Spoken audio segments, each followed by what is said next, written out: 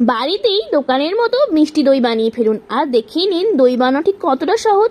সবার প্রথমে আমি 1 লিটার দুধকে ফুটিয়ে নিচ্ছি মিডিয়াম ফ্লেমে। দুধটা একটু গরম হলে ওইখান থেকে একটু দুধ তুলে 4 চামচ আমুল দুধ দিয়ে ভালো করে গুলে নিচ্ছি। এইবার ওই দুধের মধ্যে আমুল দুধটা দিয়ে দেবো আর দেবো পরিমাণ মতো চিনি। দুধটা ফুটিয়ে যখন প্রায় হাফ হয়ে আসবে তখন গ্যাসের ফ্লেমটা অফ করে দেবো। তারপর ওই দুধের মধ্যে কিছুটা ঘি মিশিয়ে দেব। তারপর একটি মাটির হাঁড়ির ভেতরের চারিদিকে টক দই মাখিয়ে নেব। এইবার ওই ফুটিয়ে রাখা দুধটা মাটির হাঁড়ির মধ্যে দিয়ে দেব। তারপর ওই দুধের মধ্যে 100 গ্রাম মতো টক দই মিশিয়ে নেড়ে ঘেটে দেব। এইবার একটি ঢাকা দেওয়া পাত্রের মধ্যে ওই মাটির হাঁড়িটা বসিয়ে ঢাকা দিয়ে 10 থেকে 12 ঘন্টা মতো রেখে দেব দইটা বসার জন্য। এইভাবে গরম কোনো জায়গার মধ্যে দইটা রাখলে ভালো বসে। 12 ঘন্টা পর কৌটোর ঢাকা খুলে ফ্রিজে আবার 3 থেকে 4 ঘন্টা মতো রেখে দেব। ব্যাস, তারপর ঠান্ডা ঠান্ডা খাবো।